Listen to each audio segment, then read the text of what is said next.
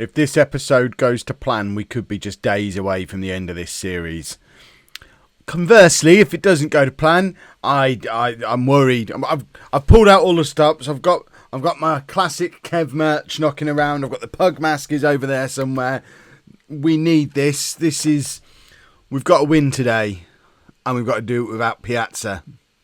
Hello and welcome to part 182 of Backing the Boro. I'm Kevin. Coming up on today's episode, we have both legs of our massive Champions League quarter-final tie against Manchester City. Remember, this is the Manchester City team who dominated all competitions worldwide for the last 5 seasons. How many times have they won the Champions League recently? Let's have a little look, shall we? So their history. Champions League winners for the last 2 seasons. Multiple Premier League victories. World Club Cup winners. They are the best club team in the world. And we've got them in the quarter-final of the Champions League. And Piazza is injured. He's going to be out for the next 5 to 6 weeks with a hernia. Now, if I've learned anything from watching episodes of Friends, he could probably play through that hernia. It would just hurt a bit. And I kind of wish he would, but apparently he's not going to. That's realistically a season-ending injury at this point. Imagine getting all the way to the Champions League final and not having our star man when we get there. League form, we haven't played very many games since you were last with me. We had a little bit of a stumble against Leicester, but the league should be a formality. We have still got to play Manchester United, who are 8 points behind us with a game in hand. So I guess if we lose against them, all of a sudden it becomes a little bit tighter at the top. But I'd like to think we should be able to hold on to a Premier League win. I would sacrifice it for the Champions League win, though. And this is the team we're putting out there for the first leg, away from home. I don't learn. We're going control. We've got Harry's in goal, a back four of Roberts, Ripert, Taraka and Coupler, with Barbas, Camanera and Rosic in midfield. Nuhu in behind Alonso and Jones. Alonso and Jones are a very, very, very good strike partnership. Alonso's our top scorer from last season, got in the team of the season for the Premier League last season. Jones has previously been top scorer in the whole of Europe. The problem is they've both gone on the back burner a little bit since the arrival of Piazza at the club, our European golden boy. And I don't know if we've got it in us to do it without him. I certainly don't want to talk about Man City missing a player, because I don't care. I'm hoping the fact that this Man City side is getting on a bit now. An example being their striker, Adamson. You'll have seen him knocking around the save for years now. I think he's 33 at this point. He's been England's top striker, the top striker for Man City as they've won everything.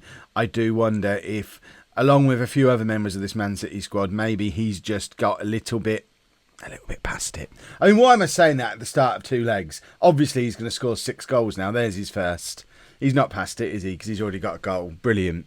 But I do wonder if the fact they're getting on a bit is why they're just slipping back a little bit. Obviously, they're not going to win the Premier League this year. They're down in 4th place. They've got a good chance of a Champions League semi-final, though, so they're still a good side. Let's not pretend they're not a good side. They still usually have our number in the league. And I am a little bit afraid about how this is going to turn out, and if they're going to decline quickly enough for us to be able to win the Champions League to the schedule that we've got. We need someone else to knock them out of it next season so that we can go and win it then. I'm already writing us off just at the start of this tie. Jones is in and hits the post. If that had gone in, that would have been an immediate reply, and I would have changed my tune immediately. But it does bounce off the post from Jones. Jones, I guess, is the guy who's stepping up to replace Adamson, is England's number 1 striker. Jones is still on roughly a goal a game for England. Alonso's in, but one of the City defenders just kind of gets a toe on it and takes it out of Alonso's path. Harry's makes the save there. I don't really know what the build-up to that was. It kind of exploded from nowhere, but we saw Harry's make a save, and that's the important thing. We are ahead for clear-cut chances at the moment, but it counts for nothing because we're behind in the tie. Remember, similar to Sevilla in the last round, we'll be happy as long as we score a goal and don't lose by more than 1. We're not here to win, like we said in the last round. You can't win the tie today, but we can lose it. If we have another repeat of Tottenham from a few years ago in the Europa League, where I think we lost 5-0 in the first leg. Does that sound right? That sounds vaguely familiar. If we have a repeat of that, then it's all over before we even get back to our place. But if we can stay in touch with Man City, I'm confident we should be able to win at home. It's just whether we'll be able to win by enough. to overturn what happens to us today. Which, again, I'm talking myself back into. This is why we should have gone here with a back five and counter-attacking, Kev. Yeah, I understand all of that, but I can't bring myself to do it. We've played an attacking system similar to this, slight variations of this, all the way through from the Conference North. I'd feel dirty if we had to move away from this system to win the Champions League, especially in light of all the FM18 announcements from yesterday, and it becoming very clear that when the new game comes out in a few weeks, the days of me picking a tactic and sticking with it are gone. That just can't happen anymore. So I want my last few weeks of the glory years of being able to take a tactic unchanged all the way through from the Conference to the Champions League. And on that principle, I refuse to change it. They've just had a goal disallowed. I think we've got away with it a little bit there. It's Nuhu with a free kick. Doesn't really get anywhere near a dark blue shirt. How come we're both allowed to wear blue? That doesn't make a lot of sense. I know they're light blue and we're dark blue, but still seems a bit daft when you get teams having to change kits that clash far less than this, and we've given away. Is it Mr. Big Game Bottler again? My word, what is Ripert for? This is 3 seasons in a row where we've got down to the crunch and he's bottled it. What is it with him? I should have played Day. We've got Thomas Day sat there on the bench. In fact, he's not even on the bench. We've got Thomas Day sat there at home. And Ripert's bottling it again. He is such a good player 99% of the time. And then you have that one big game towards the end of the season and he just throws it all away because he's an idiot. Oh. If I had anyone on the bench to come on for him, he would be off now.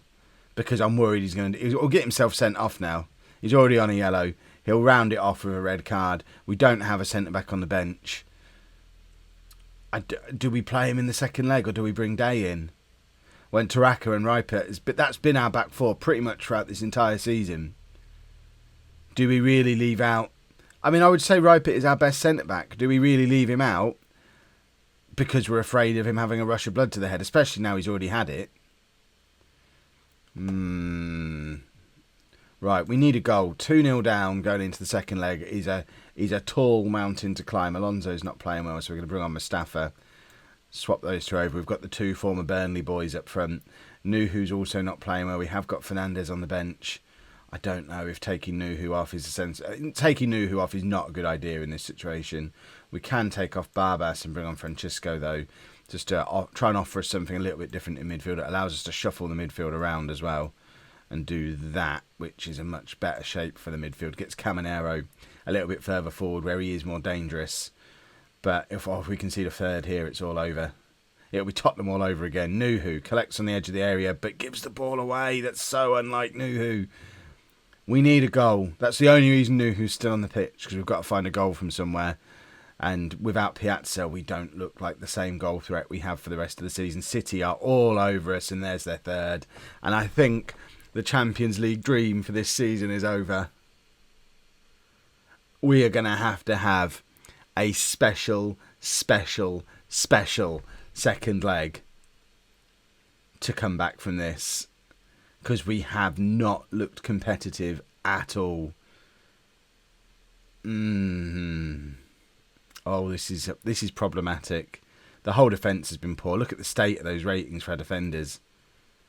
Charlie Jones has just stood there on a 7.4 as captain, leading by example, wondering what he's got to do to sort this bunch of idiots around him out. I guess the only other leader we've got who can come on is Wanda. Swap those two over. Get Wanda on in midfield. And see if he can inspire us to something. Although he's not close to a regular player for us anymore. He was inspirational in turning us into the club we've become. We've got to score a goal in this last couple of minutes. If we don't go into that second leg with an away goal, I don't think we stand a chance. 3-1 will be hard, but doable. 3-0, no. We don't come back from 3-0 down. 4-0 down, and I might just not bother recording it. I'll just be too sad. Who plays it forward towards Jones, who can't get it under control. And it's wave after wave after wave, and it's 4-0. And it's exactly what we were talking about. It's a carbon copy of what happened back in the Europa League. We're too naive in these away legs in Europe. But it's not. I've jokingly said I don't want to change it because of blah, blah, blah, blah, blah. But realistically, I don't think this squad of players has a counter-attacking system in them. It's not what we've built. We've built a team to go out there and attack. We've built a team that destroys the teams you want. Even in the Premier League, winning the Premier League last year, we all saw that we destroyed everybody who wasn't Man City and Arsenal. We played against the two teams who are better than us, and they took us apart. We're just ruthless against the teams we're better than. But you put us against a team who are better than us, and we really struggle. And I can't believe we've lost this 4-0. Imagine if we came back from this. It would be one of the greatest moments in Football Manager history. Someone asked me yesterday, Kev, what are you going to do if the series finishes before FM19 comes out? Well, we don't need to worry about that now, do we? I'm going to play the Middlesbrough game offline. We'll probably bottle that as well. We'll end this season with nothing. Just a Carabao Cup to show for it. Ugh. We beat Middlesbrough 4-1. Easy peasy. We've just qualified for the Champions League as well. And whatever happens in this next game, it's going to be a fun summer. I've never had such a... I'm going to buy some players. Now let's go and get knocked out of this season's Champions League. Well, we don't have to worry about Ripert bottling the second leg because he's only gone and got himself injured. The damage is done, of course, but he's injured. Unfortunately, so is Thomas Day. So we're having to play Diothin at the back, who's retiring in like 3 weeks' time. He's 35 now. Yes, he had a decent career, won a few England caps, played for Arsenal for a long, long time, but he's been with us 3 years now and only played 7 games. It's quite a big game to throw him into when he's not played in over a year and he's already ready to retire. But Diothin is in. Other than that, we're unchanged from the first leg. I think that's the team we had in the first leg. It's a bit different to the one we had at Middlesbrough, where we rotated the fullbacks around, tried a few different things, etc., etc. But Diothin is the only change from that first leg. I mean, we might be about to do... Hold on. Pug mask handy, just in case. We might be about to do something utterly ridiculous and unbelievable. I think it's probably fairly unlikely. So, see, away leg, they wear their away kit. Why did we wear blue in the first leg when they've come here and decided they have to wear red? I don't understand. Surely if our kits didn't clash in Manchester, they don't clash in Nuneaton. Unless blues are seen differently in the Midlands. I don't understand. Right, come on, let's have an early goal. 3-0 up after 15 minutes, and I might start to believe. Anything other than that, and I thought they were gonna score right from the start. I'm terrified. This could be a humiliation in the offing, or it could be our finest moment. It's not going to be our finest moment. It could be big cross from Coupler. There's nobody there. Alonso collects the rebound now, and it's with Roberts inside to Francisco. Roberts is probably thinking he's got over 100 million to spend this summer. He's probably buying a left back. You're probably right, David. It's as good as you are and as good as you'll be for the future. We've got to win the Champions League next year. We're going to buy a left back. Coupler to Jones to Barbas. Francisco whistles wide. Who, by the way, he can play left back. We haven't ever played him there, but I don't know. Is there an argument that he should be our left back? He's been in on the left-hand side of that midfield for most of the season. If we were to sign a better midfielder, or maybe bring Wanda back into the team, or Centurion, or one of these players who isn't really getting near the team anymore, we could stick Francisco out at left back. We don't really want a makeshift left back any more than we want a kid out there, though. We want a Champions League quality left back, like we've got Coupler on the other side. I don't know. We'll see. Obviously, you've watched my videos before.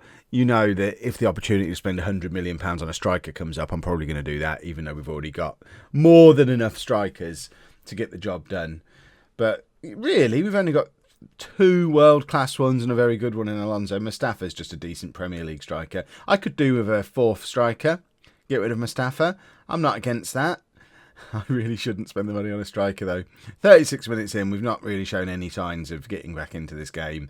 City are just toying with us. They've actually had 2 clear-cut chances to our none. They're destroying us again in the second leg. And, oh, my word. They're just a much better team than we are. How have they had such a poor season in the league? It must tie into what we were saying in the first leg about how they're old. So I can only assume they're rotating the team really heavily in the league to try and get as much Champions League game time out of them as possible on their tired old legs. This has got to be their last season of being able to do this. They've got to rebuild. They'll win the Champions League for a third season in a row this season. And then they've got to move on and bring in a new generation. And that hopefully opens the door for us then. Into the second half, we still haven't scored a goal. Diothin to Taraka. We're just playing for pride now. Barbas over to Coupler. I mean, a couple of goals now and... Coupler. Now, if we were to score 2 quick goals now, we could believe a little bit again. But I'm finding it hard to believe at all.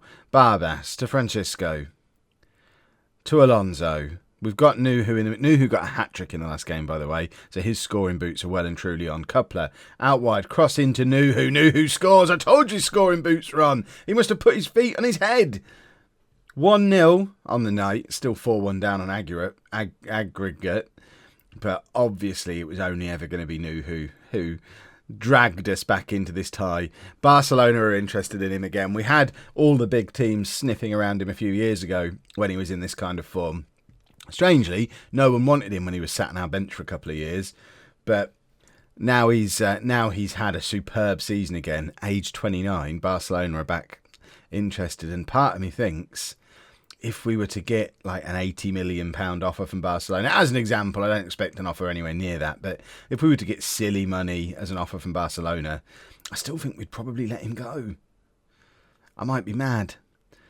Right, let's grab another goal. Another goal now, and we can start to believe a little bit. Charlie Jones has picked up a knock, but I just can't take him off because the alternative is Mustafa, and I just don't have any confidence in him scoring the goals we need. Alonso! Oh, my word. Right. Still half an hour to go. We just need 2 more goals to get to extra time. I'm still not believing yet, but, I can feel my heart rate rising. My watch tells me I'm currently on 92 beats a minute. We're already elevated. If we were to grab another goal now, I'm getting into 3 figures. And I'm going to start to go beetroot-faced. Oh, I'm afraid. Right. Please. Please do something, somebody. How injured is Jones? He's not playing well. He's got a groin injury. Do we massively roll the dice and bring on Mustafa? I think we do. That is a massive gamble. And I'm going to bring on Wander in midfield. Just to compensate. We've taken off our current captain. Let's bring our previous captain on in midfield just to make sure we don't have a void of leadership. And has that killed any momentum that we had taking off Jones, even though he wasn't having a good game? It probably has. You're destroying me in the chat, in the comments for that now, aren't you? We've got Ruzic on the... Ruzic can come on for Caminero, I guess. Do we do that? No. I don't think we're going to do it, are we? Come on, Nuhu. Now is the time. It's all over. We gave it a better showing in this second leg, but Man City are just still better. Than certainly without Piazza. Harry's, you've got to question his positioning there. But without Piazza, we are not a Champions League winning quality team. If we can keep him fit throughout the whole of next season, maybe. As long as City do bin off some of these old men. Perhaps they should release a couple of them on a free so we can bring them in. At least we didn't lose, but we have been thumped on aggregate. And now we just need to make sure we don't mess up the league. If we just have a little look at the Premier League, because that's all that matters now. It's all that we've got left. We are still 8 points clear of Man United with a game in hand, and we're due to play them in a couple of games' time. So I guess we come back for the Man United game, which is likely to be the title decider. If we can beat Newcastle and Wolves and go into that Man United game and beat them, a win there would win us the league. We've got one more chance at this Champions League before FM19 comes out. I've got to have a good summer. If you've enjoyed that, please make sure you leave a nice big thumbs up on there for me. Subscribe to the channel for daily Football Manager videos. And thank you very much for watching.